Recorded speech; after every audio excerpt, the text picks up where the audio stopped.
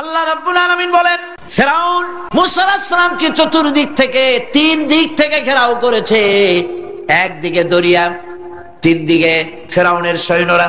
কোরআন শরীফে ঘটনা এভাবে তুলতেছে, ফালাম্মা তারা আল জামআন ক্বালা আসহাবু মূসা ইন্না লামুদরাকুন। মূসা আলাইহিস সালামের সাথীরা বলছেন, হে মূসা, আমরা তো পাকড়াও হয়ে গেছি, পালাবার কোনো পথ নাই, মরছি। মূসা আলাইহিস সালাম ভয় পাইছিলেন নাকি? ঈমান কারে বলে? হযরতে মূসা আলাইহিস সালাম বললেন, কাল্লা ইন্না মা'য়া রাব্বী সায়াহদিন। নিশ্চয়ই নয়, অবশ্যই নয়, রব্বী সায়াহদিন, আমার প্রভু অবশ্যই, সিন দিয়ে বোঝানো হচ্ছে অবশ্যই আমার রব আমার জন্য রাস্তা করে দেবেন। এর নাম ঈমান। সুবহানাল্লাহ বলেন। এর নাম ঈমান। চতুর্দিক থেকে বিপদ ঘনীভূত, বেরোবার কোন রাস্তা নাই। ওর মধ্য দিয়ে ওমাইয়াত্তাকিল্লাহা ইয়াজআল লাহু মাখরাজা, কোন রাস্তা নাই, চতুর্দিকে অন্ধকার। এরপরে যদি বান্দা আমার উপরে ভয় করে, আমাকে ভালোবাসে, আমাকে ভয় করে, সবর ইখতিয়ার করে, অন্ধকারের ভেতর থেকে নিশ্ছিদ্র অন্ধকারের ভেতর দিয়ে আলোর রশ্মি বের করে মুমিনদের যাওয়ার জন্য রাস্তা করে দেব। মূসা আলাইহিস সালাম বললেন, ভয় পাইও না, আল্লাহ আমাদের পথ তৈরি করে দিবেন। আল্লাহ রাব্বুল আলামিন হযরত মূসা আলাইহিস সালামকে বললেন, হাতের লাঠি দিয়া দরিয়ার উপরে আঘাত করো। মূসা আলাইহিস সালাম আঘাত করলেন। রাস্তা দরকার ছিল একটার। মূসা আলাইহিস সালামের এক আঘাতে রব্বুল আলামিন দরিয়ার ভিতরে মূসা আলাইহিস সালাম এবং তার সাথী সঙ্গীদের পারাপারের জন্য 12টা রাস্তা পয়দা করে দিলেন। গল্প না, কোরআন।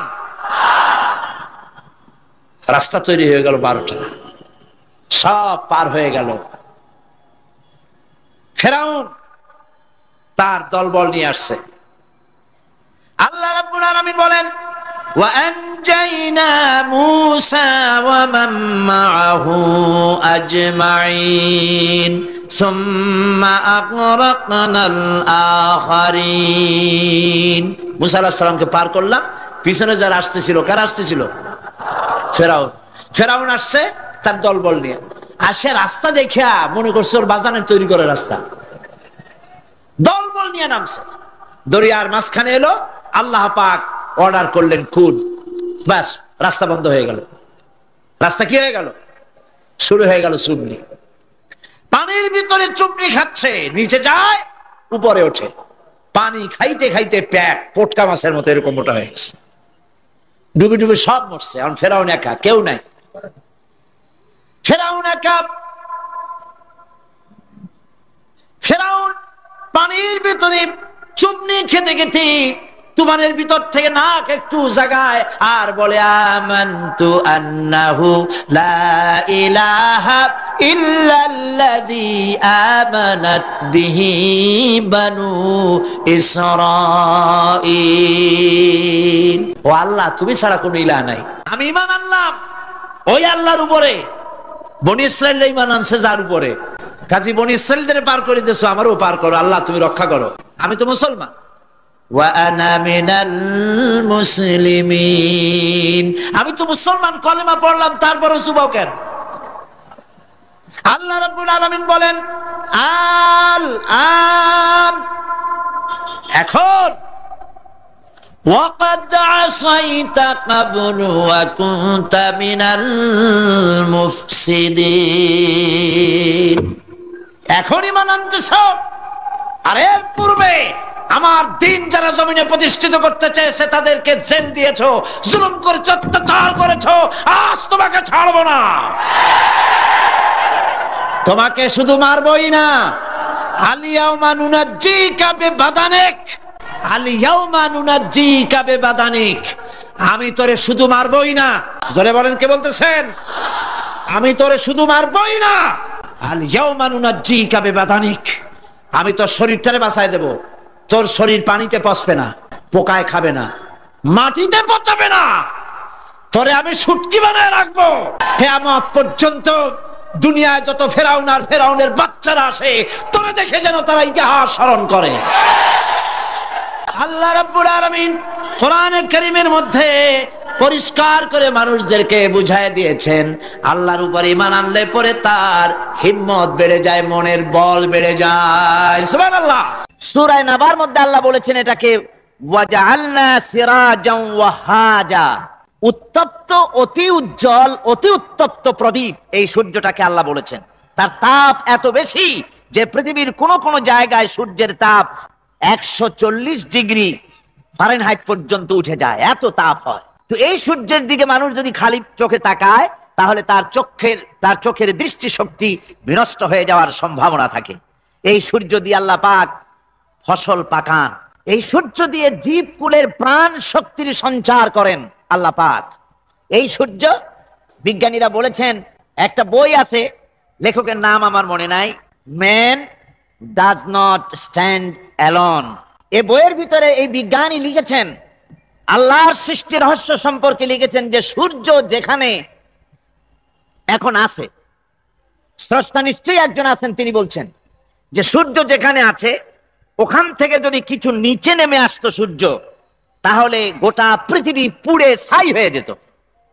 আর যেখানে আছে ওখান থেকে যদি কিছু উপরে উঠে যেত, গোটা পৃথিবী হিম শীতলতায় গোটা পৃথিবী ফ্রিজ হয়ে যেত। অথচ একটা মাপা একটা জায়গায় আল্লাহ পাক এই সূর্যকে রেখেছেন। সুবহানাল্লাহ পড়েন। আবার চন্দ্রকেও এমন একটা মেজারমেন্ট করা জায়গায় আল্লাহ রেখেছেন, এই চন্দ্র যদি উপরে উঠে যেত, যেখানে আছে সেখান থেকে গোটা পৃথিবীটা মরুভূমি হয়ে যেত। আর যেখানে আছে সেখান থেকে যদি নিচে নেমে আসতো কিছুটা, তাহলে গোটা পৃথিবী বন্যায় প্লাবনে গোটা পৃথিবী ভেসে চলে যেত। সুবহানাল্লাহি ওয়া বিহামদিহি। এই চন্দ্রকে আল্লাহ পাক এভাবে রেখেছেন, সূর্যকে এভাবে রেখেছেন। আবার এই সূর্যের রয়েছে অতি বেগুনি রশ্মি। সেই অতি বেগুনি রশ্মি যেন এমন একটা পাওয়ার আছে সূর্যের, যে সূর্যের তাপ যদি পৃথিবীর মানুষ গায়ে লাগে, ওই রশ্মিটা যদি লাগে, সৃষ্টি জগতের ক্যান্সার হবে, সৃষ্টি জগৎ মরে যাবে, বাঁচতে পারবে না, অসুখ করবে। সেজন্য ওজোন স্তর একটা আল্লাহ বানিয়ে রেখেছেন, যেটাকে বিজ্ঞানীরা এখন বলছেন গ্রিন হাউস এফেক্ট। এই ওজোন স্তরে ফাটল ধরেছে, বিজ্ঞানীরা লক্ষ্য করেছেন ওজোন স্তরে ফাটল ধরে সূর্যের সেই ক্ষতিকারক পাওয়ারটা পৃথিবীর মাটির কাছে চলে আসতেছে। এখন এটাকে ঠেকাবার ব্যবস্থা করা হচ্ছে। আমার বন্ধুগণ, এটা কেন হচ্ছে? আল্লাহ রাব্বুল আলামিন বলেন, ওয়ামা আসাবাকুম মিন মুসিবাতিন ফাবিমা কাসাবাত আইদিকুম। তোমাদের উপরে যত বিপদ আসে, মুসিবত আসে, সব তোমাদের হাতের কামাই করা, দুই হাতের কামাই করা, দু হাত দিয়ে যা কামাই করেছো তার ফল তোমাদের পেতে হচ্ছে। গ্রিন হাউস এফেক্ট কেন হলো? কারণ হচ্ছে আমাদের গাড়ি থেকে যে কার্বন ডাই অক্সাইড, কালো ধোঁয়া আমরা বের করি, আমাদের মিল কল কারখানা থেকে যে চিমনি থেকে কালো ধোঁয়া বের হয়, এগুলিকে শোষণ করার জন্য, এগুলিকে নষ্ট করার জন্য হলো গাছ। গাছ হলে মানুষের বন্ধু। আমরা জনমের মতো গাছ কাটি, লাগাই না। এভাবে করে প্রকৃতির ভারসাম্য আমরা নষ্ট করেছি। আমরা প্রকৃতির ভারসাম্য নষ্ট করবার জন্য ইচ্ছে করে দেশের পাহাড়গুলিকে ধ্বংস করছি। অথচ আল্লাহ পাক বলেছেন, এই পাহাড় পৃথিবীর ভারসাম্য রক্ষার জন্য, প্রকৃতির ভারসাম্যকে রক্ষা করার জন্য আমি পাহাড় সৃষ্টি করেছি। জোরে বলেন সুবহানাল্লাহ। মানুষ এভাবে নিজের সর্বনাশ নিজেই করতেছে।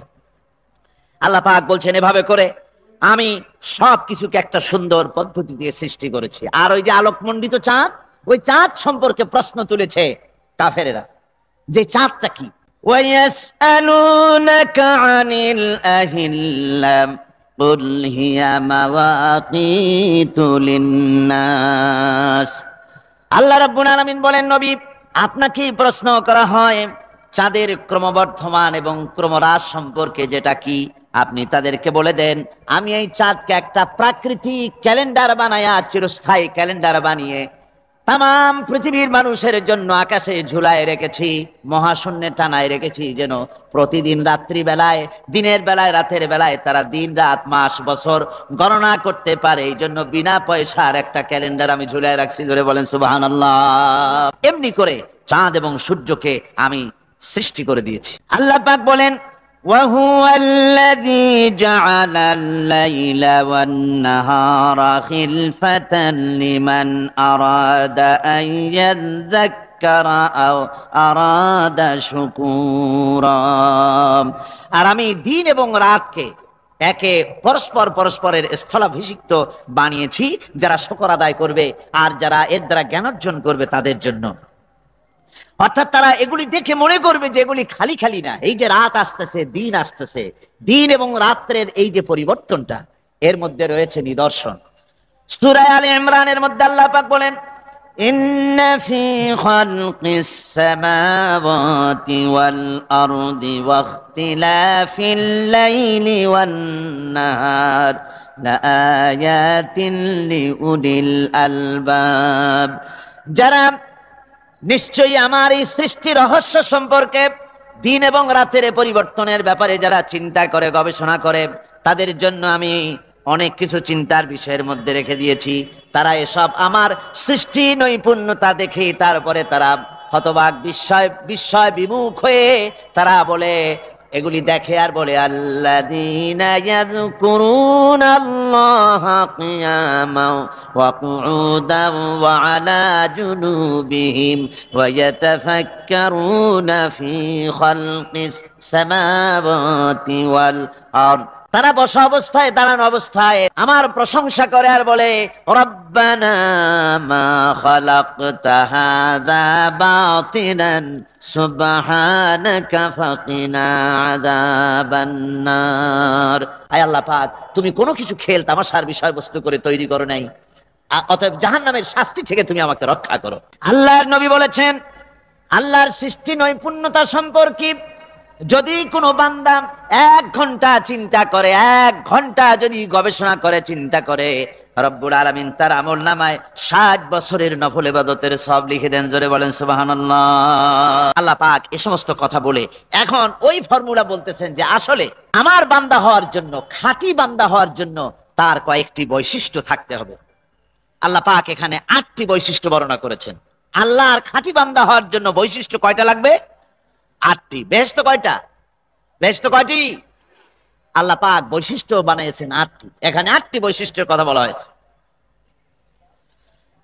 মহান আল্লাহ রাব্বুল আলামিন বলেন, ওয়া ইবাদুর রাহমানিল্লাযীনা ইয়ামশুনা আলাল আরদি হাওনান ওয়া ইযা খাতাবাহুমুল জাহিলুন وَإِذَا خَاطَبَهُمُ الْجَاهِلُونَ قَالُوا سَلَامًا। রহমানের খাঁটি বান্দা তারা, রহমানের আসল বান্দা তারা, যারা নাকি জমিনের উপর থেকে যখন হাঁটে বিনয় বিনম্রতার সাথে তারা চলে। ওয়াইদা খাতাবাহুমুল জাহিলুন, আর যখন জাহিলরা তাদের সঙ্গে কথাবার্তা বলতে আসে তখন তারা তাদেরকে বলে, তোমাদের প্রতি সালাম, এই বলে তারা চলে যায়। অর্থাৎ এই 8টি বৈশিষ্ট্যের প্রথম বৈশিষ্ট্য ধরা হয়েছে চালচলনকে। ইমানদার খাঁটি বান্দা যারা, তাদের চালচলন সম্পর্কে প্রথম বৈশিষ্ট্য ধরা হয়েছে। তার মানে হচ্ছে নির্লজ্জ, স্বৈরাচার, মাস্তান, গুন্ডা, বদমাশ, অত্যাচারী, এদের চালচলন এক ধরনের। আবার অন্যদিকে ব্যক্তিত্ব সম্পন্ন, মর্যাদাবান, এরপরে শিক্ষিত, ভদ্র, মার্জিত, তাদের চালচলন ভিন্ন ধরনের। এই 2 শ্রেণীর চালচলন কি একরকম হয় নাকি? একরকম হয় না। তার কারণ হচ্ছে ব্যক্তির চালচলনের মাঝেই তার অবস্থাটা বোঝা যায় যে আসলে লোকটি কেমন। আল্লাহ রাব্বুল আলামিন এ কথার দ্বারা এটা প্রমাণ করতে চান যে মোমেন বান্দা যারা হবে, আল্লাহর খাঁটি বান্দা যারা হবে, তাদের পরিচয় দেওয়া লাগবে না। তাদের চালচলন দেখে, তাদের হাঁটা দেখে, তাদের চলা দেখে, তাদের বলা দেখে, তাদের আচরণ দেখে লোকেরা বুঝতে পারবে যে ইনি হচ্ছেন আল্লাহর একজন খাঁটি বান্দা, একজন মোমেন ব্যক্তি, একথা বুঝতে পারবে। আর সে ব্যক্তি জমিনের উপরে চলবে খুবই বিনম্র ভাবে। কোরআনে কারিমে অন্য জায়গায় আল্লাহ রাব্বুল আলামিন বলেছেন, ওয়ালা তামশি ফিল আরদি মারহান ইন্নাকা লান তাখরিকাল আরদা ওয়া লান তাবলুগাল জিবালা তুলা। আমার জমিনের উপরে অহংকারের পদবরে হেঁটো না, আমার জমিনের উপরে অহংকার করে জমিনের উপরে হেঁটো না। তুমি জমিনের উপরে অহংকার করে হেঁটে পদাঘাত দিয়ে আমার এই জমিনকে ফাটায় দিতে পারবে না। আর তুমি লাভ দিয়ে আমার আকাশে আমার পাহাড়ের উচ্চতাও তুমি ছাড়িয়ে যেতে পারবে না। অহংকার করে কেউ কি পায়ের আঘাত দিয়ে জমিনটাকে ফাটাই দিতে পারে? আর অহংকার করে লাভ দিয়ে পাহাড়ের উচ্চতাও কি কেউ ছাড়িয়ে যেতে পারবে? পারবে না। সুতরাং অহংকার, মোমেন ব্যক্তি যারা, তারা অহংকার করতে পারে না। অহংকার মোমেনের স্বভাব নয়। অহংকার করতে পারে কেবলমাত্র আল্লাহ রাব্বুল আলামিন। অহংকার হচ্ছে আল্লাহ পাকের ইজাত। অহংকার কে করতে পারেন? আল্লাহ পাক করতে পারেন। মানুষের অহংকার শোভা পায় না। মানুষ, তোমার আবার অহংকার কিসের? এক ফোঁটা নাপাক পানি দিয়ে যার জন্মের উৎস, এমন নাপাক পানি যা শরীর থেকে নির্গত হলে পরে গোসল করা ফরজ হয়ে যায়, এমন এক ফোঁটা নাপাক পানি যার জন্মের উৎস, তার অহংকার কিসের? অহংকার করবেন আল্লাহ রাব্বুল আলামিন। হাদিসে কুদসির ভিতরে এসেছে, আল্লাহ পাক বলেছেন, যে ব্যক্তি অহংকার করে সেজন্য আমার চাদর নিয়ে টানাটানি করে। জোরে কোন নাউযুবিল্লাহি মিন যালিক। সুতরাং মুমিন বান্দা যিনি হবেন, আল্লাহর খাঁটি বান্দা, রহমানের খাঁটি বান্দা, সে ব্যক্তি কখনো জমিনের উপর অহংকারের সাথে চলাফেরা করবে না, বরং তার চাল চলন হবে অত্যন্ত বিনম্র। আর কি? আর হলো জাহিলদের সঙ্গে সে কোনো বিতর্কে লিপ্ত হবে না। জাহিলরা গালাগালি দেবে, গালাগালির জবাবে সে গালাগালি দেবে না। জাহিলরা অত্যাচার করবে, অত্যাচারের জবাবে সে অত্যাচার করবে না, বরং তাদেরকে দেখলে, তারা অত্যাচার করতে আসলে, তারা গালাগালি দিলে তাদের জবাবে ইদফা বিল্লাতি হিয়া আহসান, তাদের জবাবে তাদেরকে সালাম দিয়ে সেখান থেকে তারা কেটে পড়বে। সূরা কাসাসে অন্য জায়গায় আল্লাহ রাব্বুল আলামিন একথা আবার এভাবে বলতেছেন, ওয়াইজা সামিউল লাগবা আ'রাদু আনহু ওয়া ক্বালু লানা আ'মালুনা ওয়া লাকুম আ'মালুকুম সালামুন আলাইকুম লা নাবতাগিল জাহিলিন। আল্লাহ পাক বলছেন যে যখন মোমেনেরা পরস্পরে মোমেনদের সাথে জাহিলদের যখন দেখা সাক্ষাৎ হয়ে যায়, যখন ঝগড়ায় লিপ্ত হতে চায়, তখন মোমেনেরা, যারা মোমেন বান্দা, আল্লাহর খাঁটি বান্দা, তারা বলবে যে তোমাদের আমলের প্রতিফল তোমরা পাবা, আমাদের কৃতকর্মের ফল আমরা পাবো। সুতরাং তোমাদের প্রতি সালাম, তোমাদের সাথে আমাদের কোনো সম্পর্ক নাই। ঝগড়াঝাটি না করে তারা ফিরে আসবে।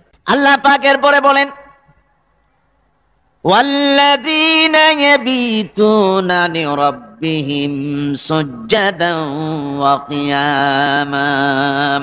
রহমানের খাঁটি বান্দা তারাই আরেকটি বৈশিষ্ট্য, তাদের এই 2 নম্বরের বৈশিষ্ট্য বার বলা হচ্ছে। রহমানের, আল্লাহর খাঁটি বান্দার 2 নম্বরের বৈশিষ্ট্য যেটা, সেটা হচ্ছে এই যে তারা রাত কাটায় তার রবের হুজুরে, আল্লাহর দরবারে সেজদা দিয়ে দাঁড়িয়ে থেকে কান্দাকাটি করে তারা রাত গুজরান করে। জোরে বলেন সুবহানাল্লাহ।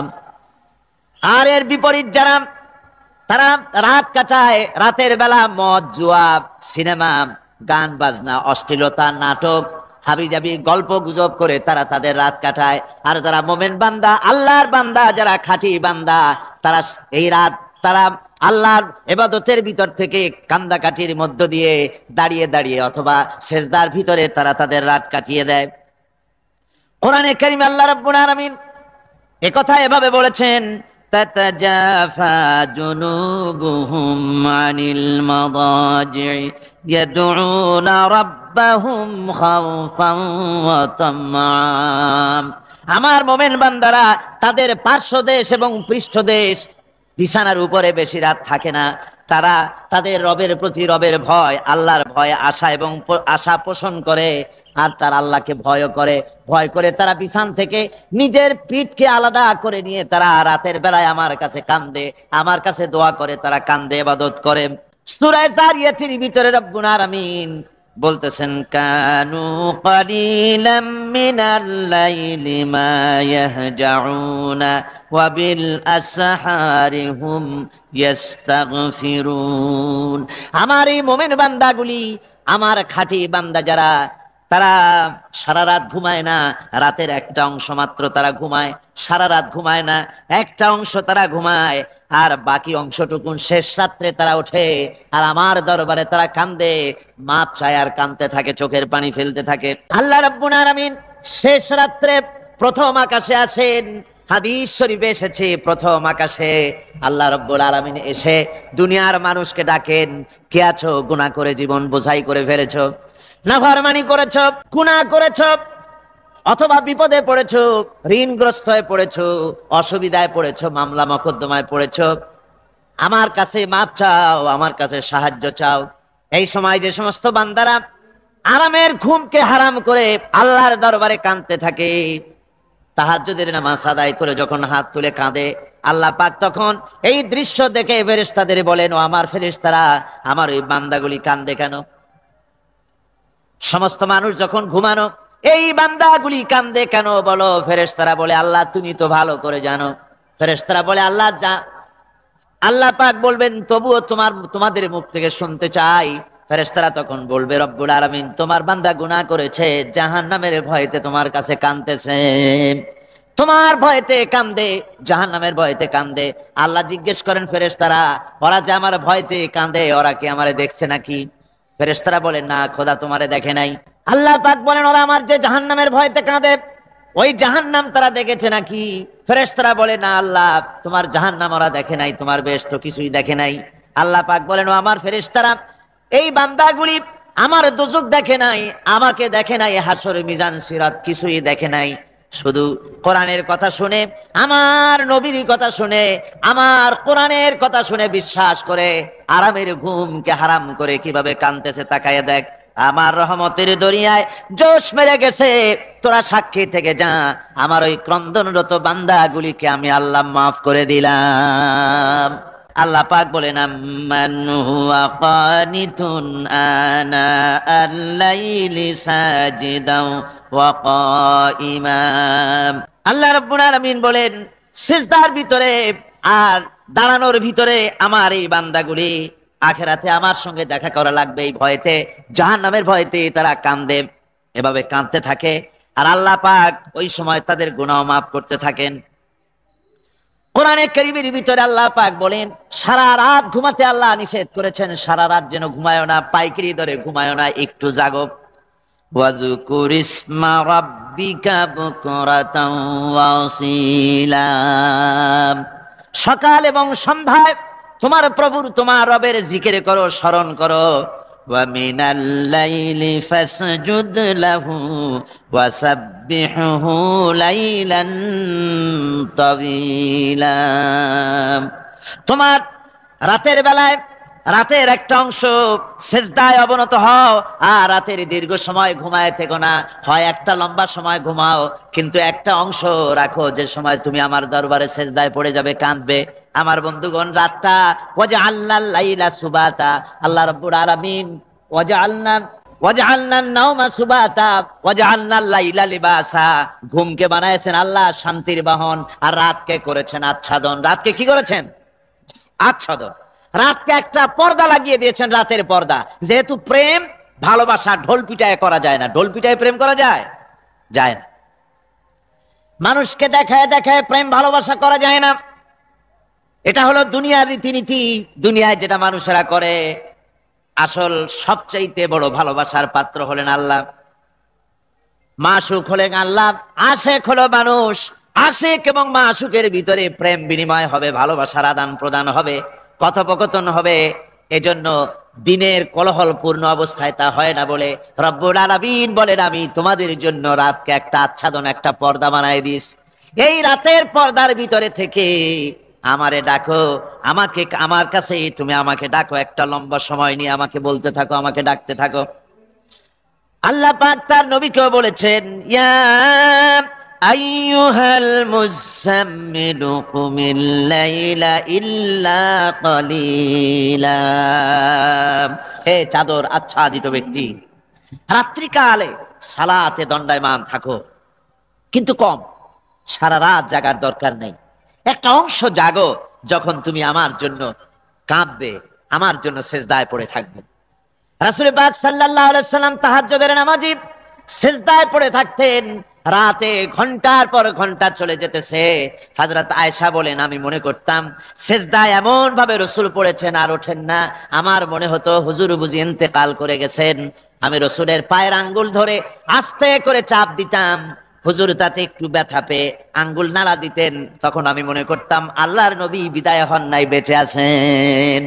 আবার কখনো দাঁড়িয়ে দাঁড়িয়ে নামাজের ভিতরে তেলাওয়াত করতে করতে রাত শেষ হয়ে যেত, আমার মনে হতো এই দাঁড়ানো থেকে হুজুর বুঝি আর রুকুতে যাবেন না। আবার যখন রুকুতে যেতেন মনে হতো এই রুকু থেকে আর বুঝি সেজদায় যাবেন না। আবার যখন সেজদায় যেতেন মনে হতো এই সেজদা থেকে রাসূল বুঝি আর উঠবেন না। সুবহানাল্লাহ বিহামদিহি। সাহাবায়ে কেরাম জিজ্ঞেস করতেন, হে রাসূল, হযরত আয়েশা জিজ্ঞেস করে, হে রাসূল, আপনি এত কাঁদেন কেন, এত ইবাদত করেন, এত রাত জাগেন? হযরত আয়েশা বলেছেন, আল্লাহ নবী দাঁড়িয়ে দাঁড়িয়ে তেলাওয়াত করতে করতে, দাঁড়িয়ে দাঁড়িয়ে নামাজ পড়তে পড়তে পাও মোবারক, কদম মোবারক এমন ভাবে ফুলে যেত, সকাল বেলায় জুতার মধ্যে পাও ঢুকতো না। সুবহানাল্লাহ। এইভাবে রাসূল পাক কষ্ট করতেন। জিজ্ঞাসা করা হতো, এত ইবাদত কেন করেন? আপনার তো আগের পিছের সমস্ত গুনাহ আল্লাহ মাফ করেছেন, কোনো গুনাহ আপনার নাই। তবু আল্লাহ বলে দিয়েছেন, নবী আপনার আগের পিছের সব মাফ, তারপরেও এত কাঁদেন কেন? আল্লাহ নবী বলেছেন, ও সাহাবীরাও, আমার স্ত্রীরা শোনো, আমি কি আমার বান্দার, আমি আমার আল্লাহর শুকর গুজারকারী বান্দায় কি আমি পরিণত হব না? যে আল্লাহ আমাকে এত নিয়ামত দিয়েছেন, আমি কি সেই আল্লাহর শুকর গুজার হব না? রাসূলুল্লাহ এভাবে কাঁদতেন। সুতরাং প্রত্যেকটি মুসলমানকে রাতের বেলায় আল্লাহর দরবারে হাত তুলে কাঁদতে হবে, মোনাজাত করতে হবে, রব্বুল আলামিন, যে গুনাহ করেছি, আমি যত গুনাহ করেছি, আমাকে তুমি নেয়ামত যা দিয়েছো, এই নেয়ামত তুমি না দিলেও পারতে, তুমি দয়া করে দিয়েছো। এভাবে যদি মানুষ কাঁদে, আল্লাহ এই অপরাধ করেছি, অপরাধের কথা যদি স্মরণ করে আর কাঁদতে থাকে, আল্লাহ রব্বুল আলামিনের রহমত তার উপরে তখন পড়তে থাকে। আর এই তাহাজ্জুদ, গভীর রাতের কান্দাকাটি, এই জন্য আল্লাহ পাক বলেন, এর আসল ব্যাপারটা হলো, ইন্না নাশিআতাল লাইলি হিয়া আশাদ্দু ওয়াতআন ওয়া আকওয়ামু কিলা। আসল ব্যাপার হলো এই প্রকৃতপক্ষে রাতের বেলায় যে নামাজটা হয়, শয্যা ত্যাগ করে মানুষ যে নামাজ পড়তে দাঁড়ায়, এতে করে তার আত্মসংযমের ট্রেনিং হয়ে যায়, আল্লাহর সঙ্গে মহব্বত কায়েম হয়ে যায়। ইসলামী আন্দোলনের বিজয়ের জন্য কর্মীদের এটা সবচাইতে বড় ওষুধ। শুধু হরতালের প্রোগ্রাম দিয়া, শুধু মিছিলের প্রোগ্রাম দিয়া ইসলামী আন্দোলন বিজয় কোনো কালে হয় নাই, আর হবেও না। এর জন্য আন্দোলন যারা করে তাদেরকে গভীর রাত্রে উঠতে হয়, নফল রোজা রাখতে হয়, আর গভীর রাত্রে তেলাওয়াত করতে হয়, কাঁদতে হয় আল্লাহর কাছে, তা না হলে আন্দোলনের বিজয় হওয়া সম্ভব নয়। আমরা জেনেছি ইতিহাসে আছে, সাহাবায়ে কেরামদের সঙ্গে রোমকদের লড়াই হতেছে, রোমক সৈন্যরা যুদ্ধে জিততে পারতেছে না কিছুতেই। এরপরে তারা গোয়েন্দা বিভাগের লোক পাঠায় দিল, এদের সঙ্গে জিততে পারি না কেন, একটু খুঁজে দেখে আসো রাত্রে এরা করেটা কি। গোয়েন্দা বিভাগের লোক সারা রাত ঘুরে ঘুরে তারপরে এসে রিপোর্ট করলো। এরপরে এসে তাদের প্রধানের কাছে রিপোর্ট করলো, আমরা যে যার কাছে গিয়েছিলাম দেখে এলাম, হুম হুম বিল্লাইলি রাহবানুন ওয়া বিন্নাহারি ফুরসানুন, আমরা দেখে এলাম যাদেরকে দিনের বেলায় প্রচন্ড শক্তিশালী বীর যোদ্ধা রূপে যাকে যুদ্ধ করতে দেখেছি ময়দানে, রাতের বেলায় দেখলাম গিয়া একেবারে নিতান্ত ফকিরের মতো, কেউ তো সেজদায় পড়ে কাঁদতেছে, কেউ আবার তেলাওয়াত করতেছে, চোখ দিয়া পানি পড়তেছে, আবার কেউ নামাজ পড়তেছে, আবার কেউ হাত তুলে রেখেছে তাদের প্রভুর দরবারে, চোখের পানিতে তাদের চোখ বুক ভেসে যেতেছে। সারাটা রাত তেলাওয়াত আর সেজদার নামাজের মধ্যে তারা এভাবে কাটিয়ে দিয়েছে। সেনাপতি এই রিপোর্ট শোনার পরে বললেন, ও গোয়েন্দা বিভাগের লোকেরা, আমার রোমক সৈন্যরা শোনো, যে জাতির নৈতিক মান এত উচ্চে, ওই জাতির সঙ্গে যুদ্ধ করা মানে আমাদের আত্মহত্যা করার শামিল। এদের সাথে কিছুতেই আমাদের পক্ষে পারা সম্ভব না। হ্যাঁ, এদের সাথে পারা যাবে যদি এই সম্পর্ক নষ্ট করে দেওয়া যায়। আল্লাহর সাথে তাদের এই গভীর সম্পর্ক যেটা আছে, এই সম্পর্ক নষ্ট করে দিতে হবে, তাহলেই কেবলমাত্র সম্ভব হবে। এদের নৈতিক চরিত্র ধ্বংস করার জন্য প্রচেষ্টা চালাও, তাহলে হয়তো আমরা কামিয়াব হতে পারবো।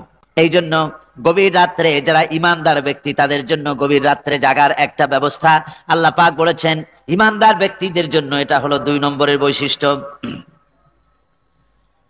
ওয়াল্লাযীনা ইয়াকুলুনা ربنا صرف عنا عذاب جهنم إن عذابها كان غراما। রহমানের বান্দার, খাঁটি বান্দার 3 নম্বরের বৈশিষ্ট্য হচ্ছে এই, তারা আল্লাহ রব্বুল আলামিনের দরবারে হাত তুলে ফরিয়াদ জানায়, আল্লাহর কাছে মোনাজাত করে, আল্লাহ রব্বুল আলামিনকে বলে, আয় আল্লাহ, হে আমার প্রভু, আয় আমার রব, জাহান্নামের আগুন থেকে দয়া করে আমারে বাঁচাও। জোরে বলেন আমিন, জোরে বলেন আমিন। জাহান্নামের বর্ণনা আমরা এই মাহফিলে করেছি, করি নাই? মনে আছে? দারুণ কঠিন জায়গা, অত্যন্ত কঠিন জায়গা, মারাত্মক জায়গা জাহান্নাম। ওই জাহান্নামের জন্য আল্লাহর কাছে কাঁদতে হবে, মাপ চাইতে হবে জাহান্নাম থেকে। মুমিন ব্যক্তির 3 নম্বরের বৈশিষ্ট্যই তাই, সে বলবে রব্বানা সরিফ আন্না আযাবা জাহান্নাম ইন্না আযাবাহা কানা গরামা। হায় আল্লাহ, তোমার জাহান্নামের শাস্তি থেকে তোমার কাছে মাপ চাই। আল্লাহ পাক বলেন এই জাহান্নামের শাস্তি বড়ই প্রাণান্তকার হবে। ইন্নাহা সাআত মুস্তাকাররান ওয়া মুকামা। জাহান্নাম হচ্ছে অবস্থানের জন্য অত্যন্ত নিকৃষ্ট, খুবই খারাপ জায়গা এই জাহান্নাম। কিন্তু মুসলমানদের অবস্থাটা ভিন্ন। মুসলমানেরা নেক আমল করে, ইবাদত বন্দি করে, তা সত্ত্বেও তার কলিজা কাঁপতে থাকে। সুবহানাল্লাহ, তার কলিজা কাঁপতে থাকে যে আমি যে ইবাদত করছি এই ইবাদত আল্লাহর দরবারে মঞ্জুর হচ্ছে কিনা। এই জন্য তার মন কাঁদতে থাকে। সে আমলের উপর নির্ভর করে থাকে না, সে আল্লাহর দয়ার উপরে নির্ভর করে। কিসের উপরে নির্ভর করে? আল্লাহর দয়া, আল্লাহর রহমতের উপরে নির্ভর করে। আর সে আল্লাহর কাছে কাঁদতে থাকে, রব্বুল আলামিন তুমি দয়া করে মেহেরবানি করে আমার হিসাব নিও না। আমার এই হিসাব করে যদি বেহেশতে দাও তাহলে তো বেহেশতে যাইতে পারবো না। কিয়ামতের দিন আল্লাহ রব্বুল আলামিন কোন মানুষকে যদি হিসাবের জন্য ধরে ফেলেন তাহলে ওই বান্দার আর জাহান্নাম ছাড়া কোনো পথ নাই। এই জন্য আল্লাহ শিখাই দিয়েছেন, বান্দা দোয়া কর, ওয়া আদখিলনাল জান্নাতা বিগাইরি হিসাব। হায় আল্লাহ, বিনা হিসাবে তোমার জান্নাত আমাকে দান করো। আবার হুজুর দোয়া করেছেন, আল্লাহুম্মা হাসিবনি হিসাবান ইয়াসীরা। হায় আল্লাহ, তুমি আমার সহজ হিসাব নাও। পড়েন, আল্লাহুম্মা হাসিবনি হিসাবান ইয়াসীরা।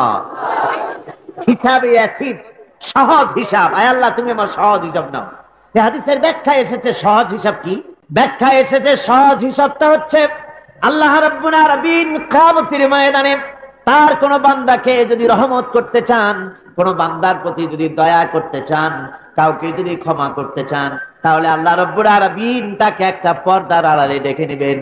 একটি পর্দার আড়ালে রেখে নিয়ে আল্লাহ পাক জিজ্ঞেস করবেন, বান্দা তুই কি এই গুনাহগুলি করেছিলি নাকি? এইটা এইসব গুনাহ করেছিস নাকি?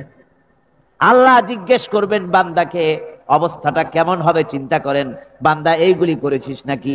বান্দা ভয়তে থরথর করে কাঁপতে থাকবে, কলিজা ভয়তে কাঁপতে থাকবে, অস্থির হয়ে যাবে।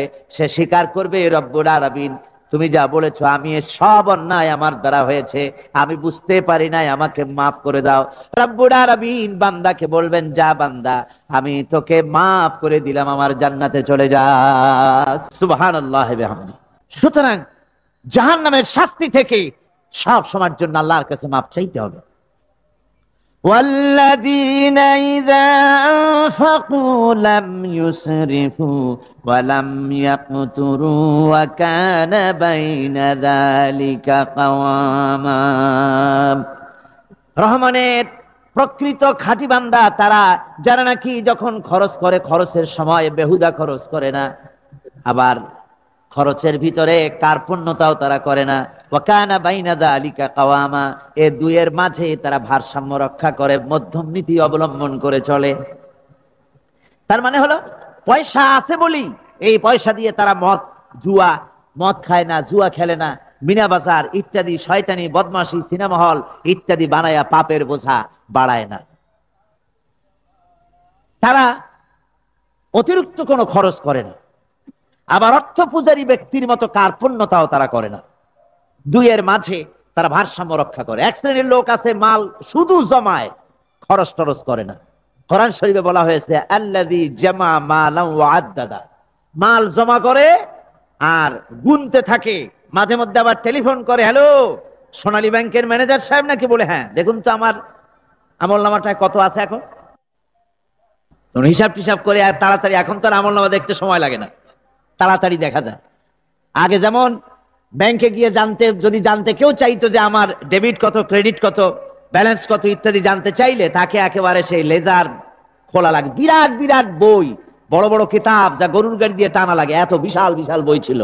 এখন সেগুলি সংক্ষিপ্ত হয়ে একেবারে কম্পিউটারের মধ্যে ঢুকানো হয়েছে।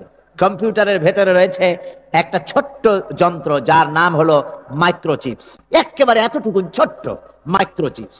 এই মাইক্রোচিপসের ভেতরে হাজার হাজার ক্লায়েন্টসদের ডেবিট ক্রেডিট, তাদের ট্রানজেকশন, তাদের ব্যালেন্স সবকিছু রয়ে গেছে। আপনি যখনই জিজ্ঞেস করবেন সে বাটন একটা দাবালো আর সাথে সাথে স্ক্রিনে এসে গেল আপনার নাম কি, বাপের নাম কি, দাদার নাম কি, কত টাকা জমা করছিলেন, কোন কোন তারিখে উঠাইছেন, হাতে কত, নিছেন কত, 14 গোষ্ঠীর ইতিহাস একটা চাপে চলে আসে। তো আমি মানুষকে এভাবে বলি যে এই বুদ্ধিটা যিনি দিলেন, লোকেরা বলে তো কয় যে কিয়ামতের দিন আল্লাহ নাকি আমলনামা দিবে মানুষের সামনে হাজির করিয়া। ইমানদারের সামনের থেকে ডান হাতে, বেঈমানের পিছন থেকে কোন হাতে, বাঁ হাতে। এখন ওই আমলনামা সারা জীবনে যত কথা বলছি, যত কাজ করছি সব তাতে লেখা থাকবে। তাহলে সেটা তো একটা বিশাল একটা বই হবে। তো আমরা হাতে করে ধরবই বা কেমনে, আর ওটা হবেই বা কেমনে, আর ওটা পড়বই বা কেমনে? এখন তো বুঝতে সহজ হয়েছে কেমনে পড়বেন। মানুষের মাথায় যদি এই বুদ্ধি আসে, একটা ছোট্ট মাইক্রোচিপসের ভেতরে যদি হাজার হাজার ক্লায়েন্টসদের কোটি কোটি শত শত সহস্র কোটি একটা মাইক্রোচিপসের ভিতরে ঢুকানো যায়, তাহলে এই বুদ্ধি যিনি দিলেন তিনি বুঝি এর চাইতেও ছোট্ট বইয়ের মধ্যে আপনার আমলনামা উঠে দিতে পারবেন নাকি? নিশ্চয়ই পারবেন, হাজার বার পারবেন। বন্ধুগণ, সুতরাং এরা মাল জমা করে আর গনে, জিজ্ঞেস করে ম্যানেজার সাহেব কত হয়েছে, বলে যে এত লক্ষ এত। তখন আবার চিন্তা হয় যে আরো কত টাকা জমাইতে পারলে কোটি হয়, তারপরে আরো 200 কোটি হয়। এভাবে তারা জমাইতে থাকে, খরচ করে না। তো এ ব্যাপারে সন্তানের জন্য, সন্তানদের জন্য খরচ যেটা লাগে সেটা স্ত্রী পুত্র সন্তান আত্মীয় স্বজন যে আছে যা, তাদের জন্য যে পরিমাণ খরচ করা লাগে তা যদি না করে তাহলে এটা হচ্ছে বখিলি। আর খরচ করতে গিয়ে যদি বেশি করে তাহলে সেটা হচ্ছে বেহুদা খরচ। এখন এই বেহুদা খরচ থেকে আমাদেরকে বাঁচতে বলা হয়েছে। বিষয়টা হচ্ছে নিজের আত্মীয় স্বজন সন্তান সন্ততির জন্য খরচ করতে হবে যা লাগে তাই। আর আল্লাহর রাস্তায় যখন দেওয়ার কথা আসে তখন প্রাণ খুলে দান করতে হবে। রাসূল পাক সাল্লাল্লাহু আলাইহি ওয়াসাল্লাম এই মুনাফিকদের সম্পর্কে বলেছেন যে মুনাফিকরা হচ্ছে ইদা হাদা গাদারা, যখন তারা ওয়াদা করে সে ওয়াদাকে তারা খেলাপ করে। এটা হচ্ছে মুনাফিকদের একটা চরিত্র। তারপরে তাদের কাছে কোনো জিনিস আমানত রাখলে ইদা উতুমিনা খানা, যখন আমানত রাখা হয় সে আমানতের তারা খিয়ানত করে। তারপরে যখন তারা ঝগড়ায় লিপ্ত হয় তখন তারা পরস্পরকে গালাগালি করে। আর যদি তারা কথা বলে কথার মধ্যে কথায় কথায় তারা মিথ্যে কথা বলে। এই হচ্ছে মুনাফিকদের চরিত্র। এরপরে মুনাফিকরা শুধু রুজি রুটি আর পেট নিয়েই তারা ব্যস্ত থাকে। মুনাফিকদের এই চরিত্র কোরআন এবং হাদিসে আল্লাহ রাব্বুল আলামিন স্পষ্ট করে মানুষের সামনে তুলে ধরেছেন, যাতে করে আমরা মুনাফিকি চরিত্র থেকে রক্ষা পেতে পারি। এই মুনাফিকদের সম্পর্কে সর্বশেষ কথা, আল্লাহ রাব্বুল আলামিন যেহেতু মুনাফিকরা ইসলামের সবচাইতে বেশি ক্ষতি করেছে, সেই জন্য আল্লাহ রাব্বুল আলামিন নবীকে বলেছেন যে আপনি যদি এদের ব্যাপারে ইস্তাগফির লাহুম আও লা তাস্তাগফির লাহুম ইন তাস্তাগফির লাহুম 70 মাররাতান ফালান ইয়াগফিরাল্লাহু লাহুম, আপনি যদি এদের জন্য ক্ষমা চান আর ক্ষমা আপনি নাই চান, এমনকি 70 বারও যদি আপনি মুনাফিকদের জন্য আমি আল্লাহর কাছে ক্ষমা প্রার্থনা করেন, আমি আল্লাহ রাব্বুল আলামিন মুনাফিকদেরকে ক্ষমা করে দেব না। মুনাফিক হচ্ছে চরমভাবে ক্ষতিগ্রস্ত, দুনিয়াও ক্ষতিগ্রস্ত হবে, আখিরাতেও তারা ক্ষতিগ্রস্ত হবে। আল্লাহ পাকের কত বড় কথা যে কিয়ামত পর্যন্ত মুনাফিকদের জন্য হুজুর সাল্লাল্লাহু আলাইহি ওয়াসাল্লামকে বলা হচ্ছে যে 70 বারও যদি তাদের জন্য আপনি আমার কাছে ক্ষমা চান, আমি মুনাফিকদেরকে কখনো ক্ষমা করব না। সুতরাং আমাদেরকে বুঝতে হবে মুনাফিকি চরিত্র সবচাইতে নিকৃষ্ট চরিত্র, আর এই চরিত্রে আল্লাহ পাক সবচাইতে বেশি অসন্তুষ্ট হন।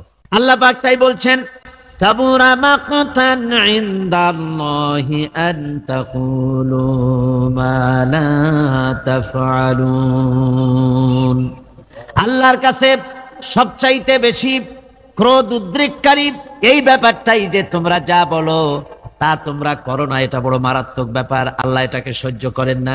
সুতরাং মুমিনদেরকে আয়াত থেকে শিক্ষা গ্রহণ করতে হবে, মুনাফিকি ছাড়তে হবে, আনুগত্য করতে হবে সবটাই আল্লাহর। কার আনুগত্য হবে? আল্লাহ এবং রাসূলের আনুগত্য জীবনের সকল ক্ষেত্রেই করতে হবে। এটাই মুসলমানদের জন্য ঈমানের সবচেয়ে বড় দাবি। তারপরে রব্বুল আলামিন বলেন, ইন্নাল্লাহা ইউহিব্বুল্লাযীনা ইউকাতিলুনা ফি সাবিলিহি সাফফান কাআন্নাহুম বুনিয়ানুম মারসুস। আল্লাহ পাক বলছেন, আল্লাহ নিশ্চয়ই ভালোবাসেন সেই সব লোকদেরকে যারা কাতারবন্দী হয়ে আল্লাহর রাস্তায় লড়াই করে, সীসা ঢালা প্রাচীরের মতো ইস্পাত কঠিন দৃঢ় হয়ে যারা কাতারবন্দী হয়ে সুসংবদ্ধ হয়ে আল্লাহর জন্য যারা লড়াই করে। এখানে বলা হচ্ছে যে লড়াইটা হবে আল্লাহর জন্য, সংগ্রাম হবে কার জন্য? ইউকাতিলুনা ফি সাবিলিহি। লড়াই কিন্তু লড়াইটা কখনই দেশ দখল করা, তা আবার মানুষের তৈরি করা আইন কানুন প্রতিষ্ঠার জন্য দেশ দখল করার সংগ্রাম, মানুষের তৈরি করা মতবাদকে প্রতিষ্ঠা করার সংগ্রাম, এই জাতীয় যত রকমের সংগ্রাম আছে, যত রকমের জিহাদ আছে, এই সমস্ত সংগ্রামকে, লড়াইকে ইসলাম জায়েজ করে না। এগুলি মুসলমানদের জন্য একদম নিষিদ্ধ। মুসলমানরা লড়াই করবে কেবলমাত্র আল্লাহর রাস্তায়, ফি সাবিলিহি, জিহাদ ফি সাবিলিল্লাহ, ওয়া তুজাহিদুনা ফি সাবিলিল্লাহ। লড়াই হবে কার পথে? সবে চিল্লায় বলেন, লড়াই কার পথে? লড়াই কি? জিহাদ কি? জিহাদ এই নয় যে আপনি লাঠি ঠেঙ্গা নিয়ে তারপরে বাইর হবেন আর হিন্দু খ্রিস্টান যেখানে পাবেন সমানে মারিয়া শেষ করে ফেলাবেন। এর নাম জিহাদ নয়। জিহাদ হচ্ছে আল্লাহর রাস্তায় সংগ্রাম করা, লড়াই করা। সেই লড়াইটা কি? যে কোনো উদ্দেশ্যকে সফল করার জন্য প্রচেষ্টা চালানো, প্রাণান্তকর প্রচেষ্টা চালানো, ওই প্রচেষ্টার নামই হচ্ছে কি? জিহাদ। সুতরাং এই জিহাদটা হবে আল্লাহর রাস্তায়, সংগ্রাম হবে আল্লাহর রাস্তায়। কি উদ্দেশ্যে? দ্বীন প্রতিষ্ঠার উদ্দেশ্যে। কোরআনে কারীমে রব্বুল আলামিন বলেছেন, আল্লাযীনা আমানু ইউকাতিলুনা ফি সাবিলিল্লাহ। যারা নাকি ঈমানদার তারা লড়াই করে আমি আল্লাহর রাস্তায়, আমি আল্লাহর পথে তারা লড়াই করে, সংগ্রাম করে আমার দেওয়া জীবন ব্যবস্থা প্রতিষ্ঠার জন্য। ওয়াল্লাযীনা কাফারু ইউকাতিলুনা ফি সাবিলিত তাগুত। আর যারা নাকি কাফের, ভালো করে শোনেন, আল্লাহ পাক বলছেন যারা নাকি কাফের তারাই লড়াই করে মানুষের তৈরি করা তাগুতের পথে লড়াই করে, অর্থাৎ আল্লাহর দেওয়া রাসূলের দেওয়া বিধানকে বাদ দিয়ে মানুষের তৈরি করা, অন্যের তৈরি করা মতবাদ প্রতিষ্ঠার পিছনে সংগ্রাম করে। এখন আপনি দেখেন এই পৃথিবীতে সমাজতন্ত্র কার তৈরি? মানুষের। আল্লাহর না মানুষের? জাতীয়তাবাদ কার তৈরি? আল্লাহর না মানুষের? পুঁজিবাদ কার তৈরি? আল্লাহ না মানুষের? সমাজতন্ত্র কার তৈরি? আল্লাহ না মানুষের? ধর্মনিরপেক্ষতাবাদ কার তৈরি? আল্লাহ না মানুষের? এই সমস্ত মতবাদকে মানুষের তৈরি করা, এসব মতবাদকে প্রতিষ্ঠিত করার জন্য যারাই সংগ্রাম করে, যারাই লড়াই করে, আল্লাহ পাক বলেছেন ওয়াল্লাযীনা কাফারু ইউকাতিলুনা ফি সাবিলিত তাগুত। এরা হচ্ছে লড়াই করে তাগুতের পথে, শয়তানের পথে। কার পথে এগুলি? শয়তানের পথ। জোরে বলেন, এই পথগুলি কার? শয়তানের পথ। যারা মুমিন তারা লড়াই করবে আল্লাহর পথে। সুতরাং লড়াই হতে হবে সব সময় আল্লাহর পথে। আর সেই লড়াই বিচ্ছিন্ন ভাবে নয়, কাতারবন্দী হয়ে সুসংহত সাংগঠনিক প্রক্রিয়ায় সুশৃঙ্খল ভাবে সাংগঠনিক ফয়সলা সিদ্ধান্তকে মেনে নিয়ে আমিরের হুকুমকে অনুসরণ করে ঐক্যবদ্ধভাবে যদি লড়াই হয়, সে লড়াইয়ে বিজয় আসবে আল্লাহর পক্ষ থেকে। বিচ্ছিন্ন ভাবে নয়, ঐক্যবদ্ধভাবে কাজ করতে হবে। এই আয়াতের মূলনীতির ভিত্তিতে রাসূল পাক সাল্লাল্লাহু আলাইহি ওয়াসাল্লামের নেতৃত্বাধীন এমন এক মহা সামরিক শক্তি গড়ে উঠেছিল যার সামনে তদানীন্তন রোম পারস্য পদানত হয়েছিল। সুবহানাল্লাহ পড়ে। সুতরাং এমন একটি বাহিনী গড়ার জন্য মুমিনদের প্রতি বলা হচ্ছে যে তোমরা হবে সেই ধরনের বাহিনী যারা নাকি লড়বে আল্লাহর রাস্তায়, আল্লাহর পথে লড়াই করবে নিজেদের জান এবং মাল দিয়ে, ঐক্যবদ্ধভাবে। তারপরে আল্লাহ রাব্বুল আলামিন বলছেন ওয়াইয ক্বালা মূসা লিকওমিহি ইয়া কওমি লিমা তু'যুনানি ফাকাদ তা'লামুনা আন্নী রাসূলুল্লাহি ইলাইকুম ফালাম্মা যাগু আযাগাল্লাহু কুলুবাহুম আল্লাহু লা ইয়াহদিল কওমাল ফাসিকিন। স্মরণ করো মুসা আলাইহিস সালামের কথা। এই কথাগুলি আল্লাহ মুসলমানদের স্মরণ করাচ্ছেন। মুসা আলাইহিস সালামের কথা স্মরণ করো। তিনি তার কওমদেরকে বললেন, হে কওম, হে আমার জাতি, তোমরা কেন আমাকে উৎপীড়িত করছো, কেন আমাকে কষ্ট দিচ্ছ? ওয়াকাদ তা'লামুনা আন্নী রাসূলুল্লাহি ইলাইকুম, আর একথা তোমরা ভালো করেই জানো যে আমি তোমাদের জন্য রাসূল হয়ে এসেছি আল্লাহর পক্ষ থেকে। বন্ধুগণ, কোরআনে কারীমে একথা বলা হয়েছে, সর্বত্র প্রায় এসেছে, নবীদের উপরে সমকালীন যুগের লোকেরা নবীদেরকে কষ্ট দিয়েছে, মুসিবত দিয়েছে। কারণ কি? নবীদের স্বভাব খারাপ ছিল, তাই নাকি? নাউযুবিল্লাহি মিন যালিক। নবীরা স্বভাব চরিত্রের দিক থেকে সর্বশ্রেষ্ঠ। নবীদের জন্য সমকালীন লোকেরা খেপলো কেন?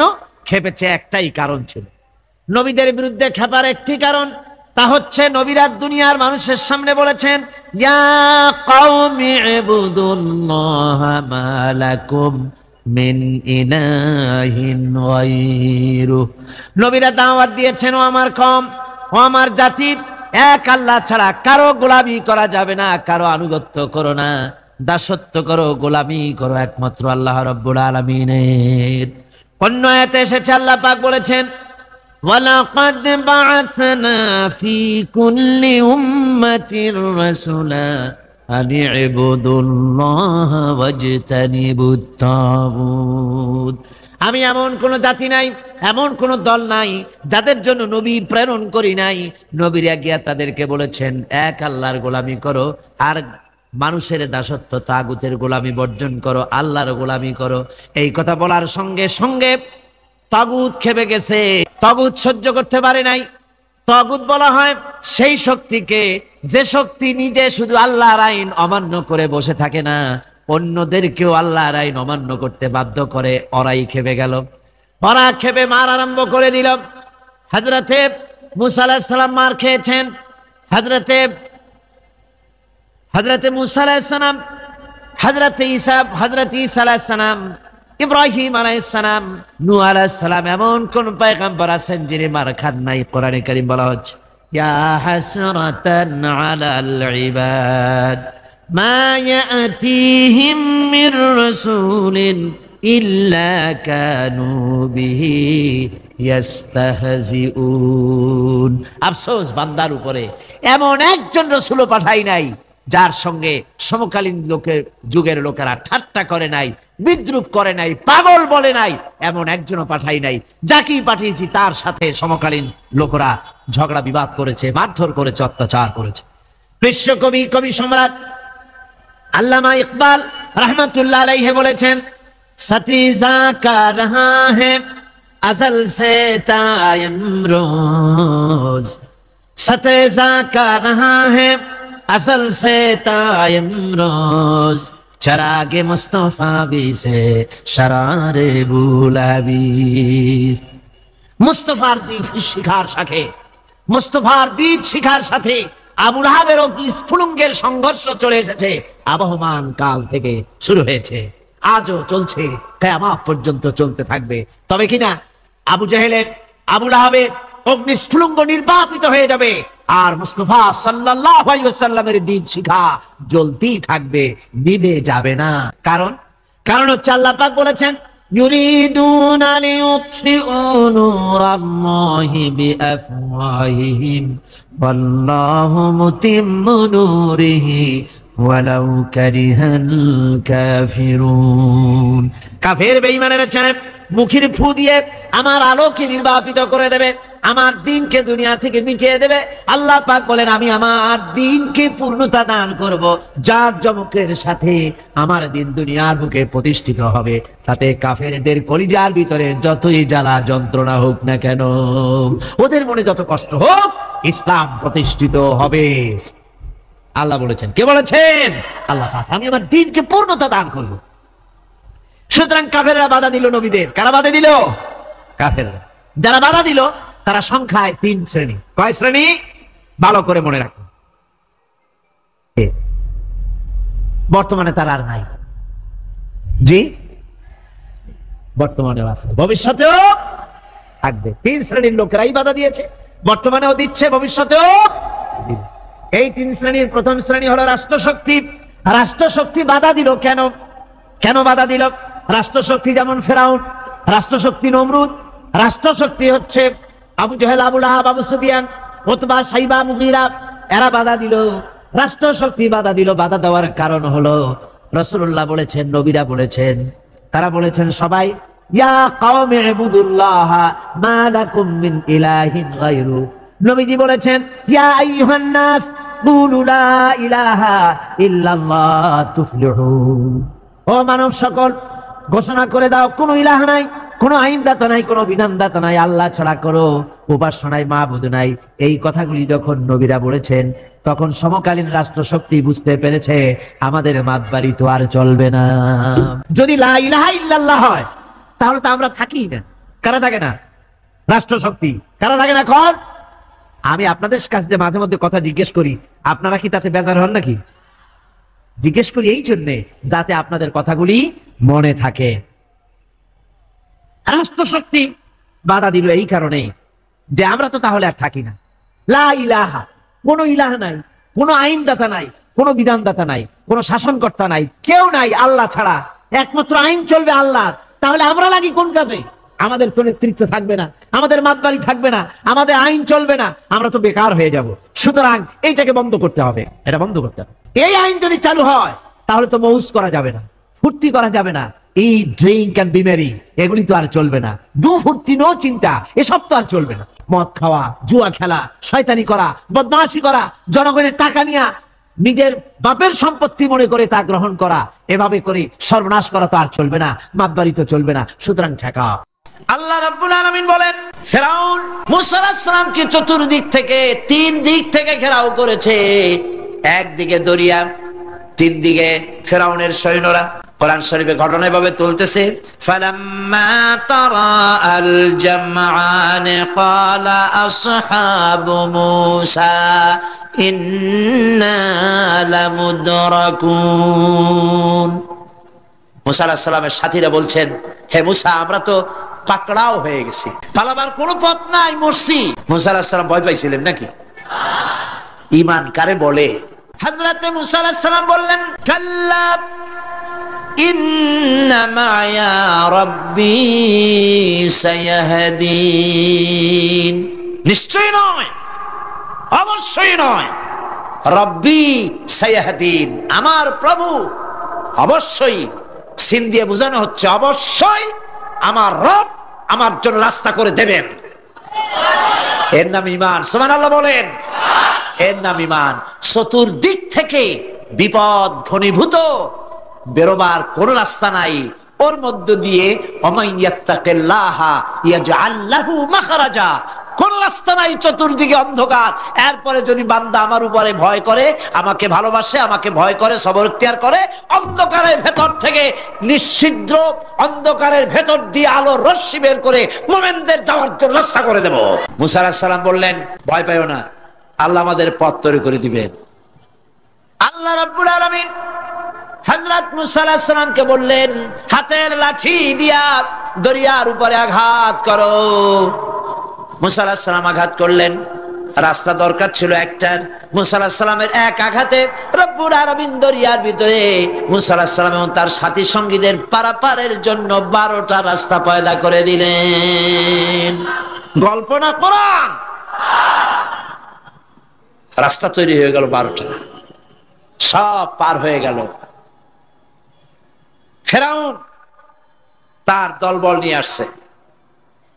আল্লাহ রাব্বুল আলামিন বলেন, ওয়া আনজাইনা মূসা ওয়া মান মাআহু আজমাইন সুম্মা আগরাকনাল আখারিন। মূসা আলাইহিস সালামকে পার করলাম, পিছনে যারা আসতেছিল, কারা আসতেছিল? ফেরাউন। ফেরাউন আসছে তার দলবল নিয়ে। আসে রাস্তা দেখিয়া মনে করছে ওর বাজানের তৈরি করে রাস্তা, দলবল নিয়ে নামছে। দরিয়ার মাঝখানে এলো, আল্লাহ পাক অর্ডার করলেন খুন, ব্যাস রাস্তা বন্ধ হয়ে গেল। রাস্তা কি হয়ে গেল? শুরু হয়ে গেল চুবনি। পানির ভিতরে চুবনি খাচ্ছে, নিচে যায়, উপরে ওঠে। পানি খাইতে খাইতে পেট পটকা মাছের মতো এরকম মোটা হয়ে গেছে, ডুবে ডুবে সব মরছে। এখন ফেরাউন একা, কেউ নাই, ফেরাউন একা। ফেরাউন পানির ভিতরে চুবনি খেতে খেতে তুমানের ভিতর থেকে নাক একটু জাগায় আর বলে আমানতু আন্নাহু লা ইলাহা ইল্লাল্লাযী আমানাত বিহি বানু ইসরাঈল। ও আল্লাহ, তুমি ছাড়া কোনো ইলাহ নাই, আমি ঈমান আনলাম ওই আল্লাহর উপরে। বনি ইসরাঈল ঈমান আনছে যার উপরে, কাজী বনি ইসরাঈলদের পার করে দিয়েছো, আমারও পার করো আল্লাহ, তুমি রক্ষা করো, আমি তো মুসলমান। ওয়া আনা মিনাল মুসলিমিন, আমি তো মুসলমান, কলেমা পড়লাম, তারপরও চুবাও কেন? আল্লাহ রাব্বুল আলামিন বলেন আল আন, এখন ওয়াকাদ আসাইতা ক্বাবলু ওয়া কুনতা মিনাল মুফসিদিন, এখন ঈমান আনতেছ, আর এর পূর্বে আমার দিন যারা জমিনে প্রতিষ্ঠিত করতে চেয়েছে তাদেরকে জেল দিয়েছো, জুলুম করেছো, অত্যাচার করেছো, আজ তোমাকে ছাড়বো না। তোমাকে শুধু মারবই না, আলিয়াউমা নুনাজ্জিকা বিবাদানিক, আলিয়াউমা নুনাজ্জিকা বিবাদানিক, আমি তোরে শুধু মারবই না। জোরে বলেন, কে বলতেছেন? আমি তোরে শুধু মারবই না, আলিয়াউমা নুনাজ্জিকা বিবাদানিক, আমি তোর শরীরটারে বাঁচায় দেব। তোর শরীর পানিতে পচবে না, পোকায় খাবে না, মাটিতে পচাবে না, তোরে আমি শুটকি বানায় রাখবো কিয়ামত পর্যন্ত। দুনিয়ায় যত ফেরাউন আর ফেরাউনের বাচ্চারা আসে, তোরে দেখে যেন তারা ইতিহাস স্মরণ করে। আল্লাহ রাব্বুল আলামিন কোরআনে কারীমের মধ্যে পরিষ্কার করে মানুষদেরকে বুঝায় দিয়েছেন, আল্লাহর উপর ঈমান আনলে পরে তার হিম্মত বেড়ে যায়, মনের বল বেড়ে যায়। সুবহানাল্লাহ। সূরা নাবার মধ্যে আল্লাহ বলেছেন এটাকে ওয়াজআলনা সিরাজাও ওয়াহাজা, উত্তপ্ত, অতি উজ্জ্বল, অতি উত্তপ্ত প্রদীপ। এই সূর্যটাকে আল্লাহ বলেছেন তার তাপ এত বেশি যে পৃথিবীর কোন কোন জায়গায় সূর্যের তাপ 140 ডিগ্রি ফারেনহাইট পর্যন্ত উঠে যায়, এত তাপ হয়। তো এই সূর্যের দিকে মানুষ যদি খালি চোখে তাকায় তাহলে তার চোখের দৃষ্টিশক্তি বিনষ্ট হয়ে যাওয়ার সম্ভাবনা থাকে। এই সূর্য দিয়ে আল্লাহ পাক ফসল পাকান, এই সূর্য দিয়ে জীবকুলের প্রাণ শক্তির সঞ্চার করেন আল্লাহ পাক। এই সূর্য, বিজ্ঞানীরা বলেছেন, একটা বই আছে, লেখকের নাম আমার মনে নাই, man does not stand alone. এই বইয়ের ভিতরে এই বিজ্ঞানী লিখেছেন, আল্লাহর সৃষ্টি রহস্য সম্পর্কে লিখেছেন যে সূর্য যেখানে এখন আছে, স্রষ্টা নিশ্চয়ই একজন আছেন, তিনি বলছেন যে সূর্য যেখানে আছে ওখান থেকে যদি কিছু নিচে নেমে আসতো সূর্য, তাহলে গোটা পৃথিবী পুড়ে ছাই হয়ে যেত। আর যেখানে আছে ওখান থেকে যদি কিছু উপরে উঠে যেত, গোটা পৃথিবী হিম শীতলতায় গোটা পৃথিবী ফ্রিজ হয়ে যেত। অথচ একটা মাপা একটা জায়গায় আল্লাহ পাক এই সূর্যকে রেখেছেন। সুবহানাল্লাহ পড়েন। আবার চন্দ্রকেও এমন একটা মেজারমেন্ট করা জায়গা আল্লাহ রেখেছেন, এই চন্দ্র যদি উপরে উঠে যেত, যেখানে আছে সেখান থেকে গোটা পৃথিবীটা মরুভূমি হয়ে যেত। আর যেখানে আছে সেখান থেকে যদি নিচে নেমে আসতো কিছুটা, তাহলে গোটা পৃথিবী বন্যায় প্লাবনে গোটা পৃথিবী ভেসে চলে যেত। সুবহানাল্লাহ বিহামদিহি। এই চন্দ্রকে আল্লাহ পাক এভাবে রেখেছেন, সূর্যকে এভাবে রেখেছেন। আবার এই সূর্যের রয়েছে অতি বেগুনি রশ্মি, সেই অতি বেগুনি রশ্মি যেন এমন একটা পাওয়ার আছে সূর্যের, যে সূর্যের তাপ যদি পৃথিবীর মানুষ গায়ে লাগে, ওই রশ্মিটা যদি লাগে, সৃষ্টি জগতের ক্যান্সার হবে, সৃষ্টি জগৎ মরে যাবে, বাঁচতে পারবে না, অসুখ করবে। সেজন্য ওজোন স্তর একটা আল্লাহ বানিয়ে রেখেছেন, যেটাকে বিজ্ঞানীরা এখন বলছেন গ্রিন হাউস এফেক্ট। এই ওজোন স্তরে ফাটল ধরেছে, বিজ্ঞানীরা লক্ষ্য করেছেন ওজোন স্তরে ফাটল ধরে সূর্যের সেই ক্ষতিকারক পাওয়ারটা পৃথিবীর মাটির কাছে চলে আসতেছে। এখন এটাকে ঠেকাবার ব্যবস্থা করা হচ্ছে। আমার বন্ধুগণ, এটা কেন হচ্ছে? আল্লাহ রাব্বুল আলামিন বলেন, ওয়ামা আসাবাকুম মিন মুসিবাতিন ফাবিমা কাসাবাত আইদিকুম, তোমাদের উপরে যত বিপদ আসে, মুসিবত আসে, সব তোমাদের হাতের কামাই করা, দুই হাতের কামাই করা, দু হাত দিয়ে যা কামাই করেছো তার ফল তোমাদের পেতে হচ্ছে। গ্রিন হাউস এফেক্ট কেন হলো? কারণ হচ্ছে আমাদের গাড়ি থেকে যে কার্বন ডাই অক্সাইড, কালো ধোঁয়া আমরা বের করি, আমাদের মিল কলকারখানা থেকে যে চিমনি থেকে কালো ধোঁয়া বের হয়, এগুলিকে শোষণ করার জন্য, এগুলিকে নষ্ট করার জন্য হলো গাছ। গাছ হলে মানুষের বন্ধু। আমরা জনমের মতো গাছ কাটি, লাগাই না। এভাবে করে প্রকৃতির ভারসাম্য আমরা নষ্ট করেছি। আমরা প্রকৃতির ভারসাম্য নষ্ট করবার জন্য ইচ্ছে করে দেশের পাহাড়গুলিকে ধ্বংস করছি, অথচ আল্লাহ পাক বলেছেন এই পাহাড় পৃথিবীর ভারসাম্য রক্ষার জন্য, প্রকৃতির ভারসাম্যকে রক্ষা করার জন্য আমি পাহাড় সৃষ্টি করেছি। জোরে বলেন সুবহানাল্লাহ। মানুষ এভাবে নিজের সর্বনাশ নিজেই করতেছে। আল্লাহ পাক বলছেন এভাবে করে আমি সবকিছুকে একটা সুন্দর পদ্ধতি দিয়ে সৃষ্টি করেছি। আর ওই যে আলোকমণ্ডিত চাঁদ, ওই চাঁদ সম্পর্কে প্রশ্ন তুলেছে কাফেরেরা, যে চাঁদটা কি? ওয়ায়াসআলুনাকা আনিল আহিল্লাম কুল হিয়া মাওয়াকিতু লিন্নাস। আল্লাহ রাব্বুল আলামিন বলেন, নবী আপনাকে প্রশ্ন করা হয় চাঁদের ক্রমবর্ধমান এবং ক্রমহ্রাস সম্পর্কে, যেটা কি আপনি তাদেরকে বলে দেন আমি এই চাঁদকে একটা প্রাকৃতিক ক্যালেন্ডার বানায়া, চিরস্থায়ী ক্যালেন্ডার বানিয়ে তাম পৃথিবীর মানুষের জন্য আকাশে ঝুলায় রেখেছি, মহাশূন্যে টানায় রেখেছি, যেন প্রতিদিন রাত্রি বেলায়, দিনের বেলায়, রাতের বেলায় তারা দিন রাত মাস বছর গণনা করতে পারে। এই জন্য বিনা পয়সার একটা ক্যালেন্ডার আমি ঝুলায় রাখছি। জোরে বলেন সুবহানাল্লাহ। এমনি করে চাঁদ এবং সূর্যকে আমি সৃষ্টি করে দিয়েছি। আল্লাহ পাক বলেন وهو الذي جعل الليل والنهار خلفة لمن أراد أن يذكر أو أراد شكورا। আর আমি দিন এবং রাতকে একে পরস্পরের স্থলাভিষিক্ত বানিয়েছি, যারা শুকর আদায় করবে আর যারা এর দ্বারা জ্ঞান অর্জন করবে তাদের জন্য। অর্থাৎ তারা এগুলি দেখে মনে করবে যে এগুলি খালি খালি না। এই যে রাত আসতেছে, দিন আসতেছে, দিন এবং রাত্রের এই যে পরিবর্তনটা, এর মধ্যে রয়েছে নিদর্শন। সূরা আলে ইমরানের মধ্যে আল্লাহ পাক বলেন ইন্না ফি খালকিস সামাওয়াতি ওয়াল আরদি ওয়াখতিলাফিল লাইলি ওয়ান নাহার লাআয়াতিন লিউলিল আলবাব। যারা নিশ্চয়ই আমার এই সৃষ্টি রহস্য সম্পর্কে, দিন এবং রাতের পরিবর্তনের ব্যাপারে যারা চিন্তা করে, গবেষণা করে, তাদের জন্য আমি অনেক কিছু চিন্তার বিষয়ের মধ্যে রেখে দিয়েছি। তারা এসব আমার সৃষ্টি নৈপুণ্যতা দেখে তারপরে তারা হতবাক, বিস্ময় বিমুখ হয়ে তারা বলে, এগুলি দেখে আর বলে আল্লাযীনা ইয়াযকুরুনাল্লাহা কিয়ামান ওয়া কুউদান ওয়া আলা জুনুবিহিম ওয়া ইয়াতাফাক্কারুনা ফি খালকিস সামাওয়াতি ওয়াল আরদ। তারা বসা অবস্থায়, দাঁড়ানো অবস্থায় আমার প্রশংসা করে আর বলে রব্বানা মা খালাকতা হাযা বাতিলান সুবহানাকা ফাকিনা আযাবান নার। আয় আল্লাহ পাক, তুমি কোনো কিছু খেল তামাশার বিষয়বস্তু করে তৈরি করো নাই, অতএব জাহান্নামের শাস্তি থেকে তুমি আমাকে রক্ষা।